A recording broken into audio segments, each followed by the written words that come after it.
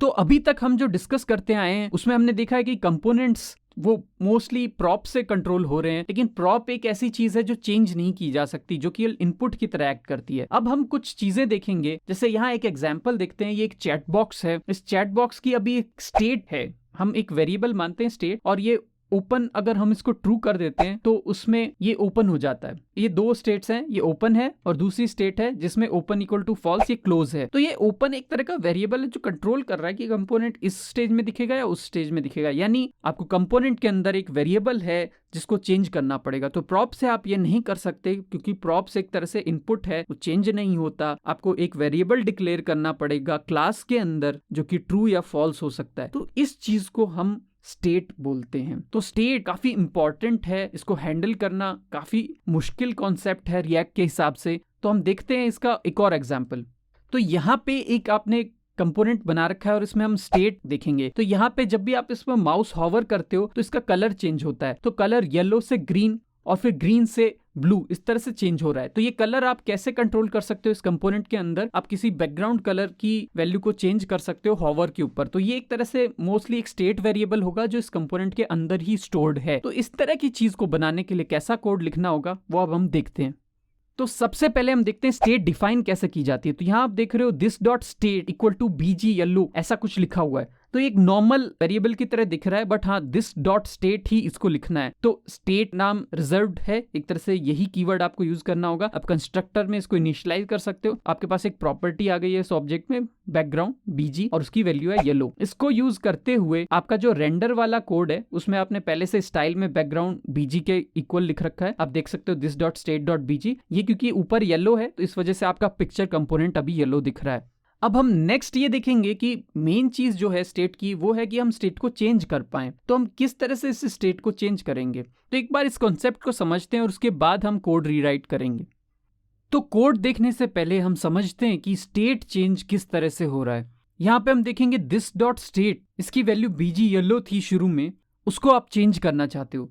तो चेंज करना चाहते हो इसको बीजी ग्रीन पे। तो सपोज किसी तरह से हम इसका बैकग्राउंड ग्रीन वैल्यू प्रोवाइड कर दें तो क्या होगा? रिएक्ट में रेंडर वापस से रन होता है जब भी स्टेट में कोई वैल्यू चेंज होती है। तो रेंडर वापस से रन होगा तो आपका यूआई का चेंज क्रिएट होगा। अदरवाइज रिएक्ट कंपोनेंट वापस लोड नहीं होते हैं, क्योंकि आप देख रहे हो रेंडर में ही वो कोड है जो कि आपको व्यू दे रहा है। तो अगर वो वापस रन नहीं होगा तो आपके चेंजेस नहीं दिखाई देंगे। तो इस वजह से जब भी आप स्टेट चेंज करते हो रेंडर वापस से कॉल होता है और यूआई चेंजेस। इस वजह से रिएक्ट काफी एफिशिएंट फ्रेमवर्क भी है, बिकॉज वो यूआई चेंजेस हर वेरिएबल के चेंज पे नहीं करता। जब आप स्टेट चेंज करते हो तभी वो व्यू को चेंज करता है।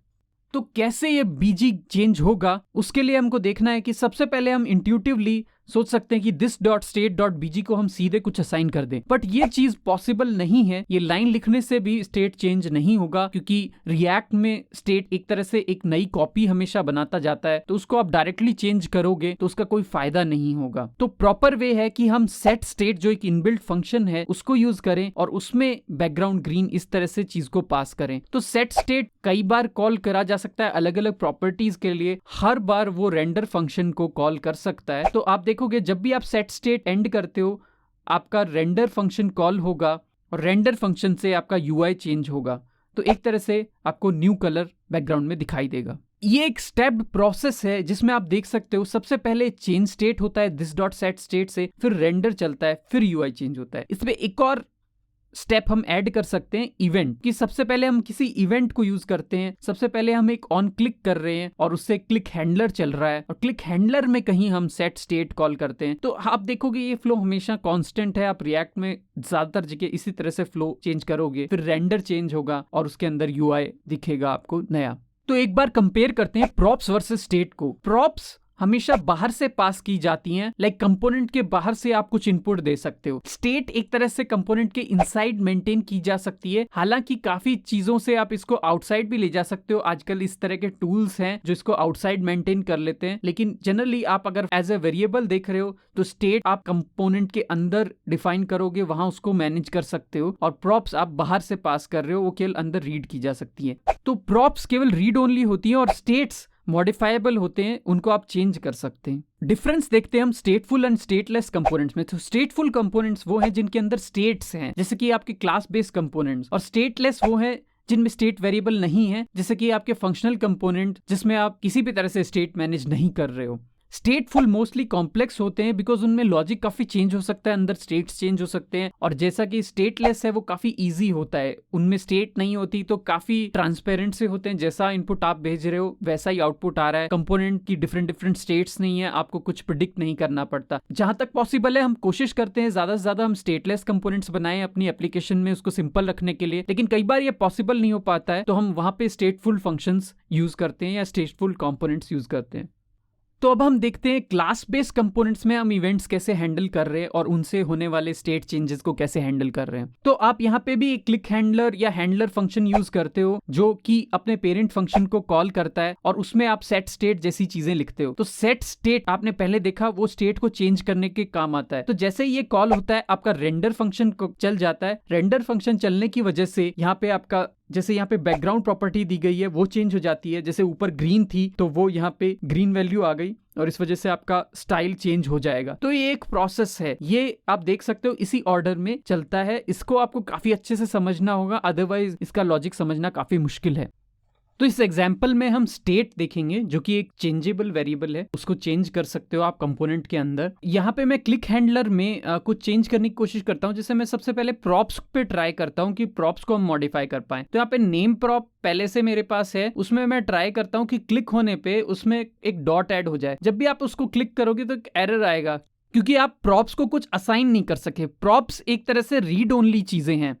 तो इसके लिए अब हम क्या करेंगे, हम एक स्टेट वेरिएबल डिक्लेयर करेंगे। तो मैं दिस डॉट स्टेट लिखूंगा और एक ऑब्जेक्ट बना दूंगा। तो अभी के लिए मैं ऑब्जेक्ट ब्लैंक नहीं डिक्लेयर कर रहा, मैं प्रॉप्स में जो मेरे पास ऑब्जेक्ट आया है वही उसको असाइन कर देता हूं। तो प्रॉप्स में नेम और कोर्स का एक ऑब्जेक्ट आया था, वही उसमें आ गया होगा। अब मैं दिस डॉट स्टेट को चेंज करने की कोशिश करूंगा। तो यहाँ मैं हेलो वर्ल्ड में भी और यहाँ नीचे भी कोर्स और नेम में दोनों में स्टेट वेरिएबल शो करता हूं। तो अब स्टेट डॉट नेम में हम ऐड करेंगे तो यहाँ पे भी आप देखोगे कोई चेंज नहीं हुआ है और अभी भी एरर आ रहा है। उसका रीजन ये है कि स्टेट का एक हर बार कॉपी बनता है और वो डायरेक्टली आप स्टेट को मॉडिफाई नहीं कर सकते हो, म्यूटेबल नहीं है। इस चीज को चेंज करने के लिए सेट स्टेट फंक्शन गिवन है। तो दिस डॉट सेट स्टेट आपको कॉल करना है और इस सेट स्टेट में आप वो प्रॉपर्टी और उसकी वैल्यू दे सकते हो एज ए ऑब्जेक्ट जो आपको चेंज करना है। तो जैसे दिस नेम में आपको दिस डॉट स्टेट जो पुराना नेम है उसमें प्लस डॉट करना है। तो इस तरह से आप इसको लिख सकते हो। अब आप देखोगे हर क्लिक के बाद एक डॉट ऐड होता जा रहा है। तो स्टेट एक चेंजेबल वेरिएबल है बट उसको सेट स्टेट के साथ ही चेंज कर सकते हैं, ये आपको ध्यान रखना है। तो इस चैनल पे हम देखते हैं इंटरेस्टिंग कोड कॉन्सेप्ट्स और उनके एग्जाम्पल कोड्स। अगर आप और ऐसे वीडियो देखना चाहते हैं तो सब्सक्राइब कीजिए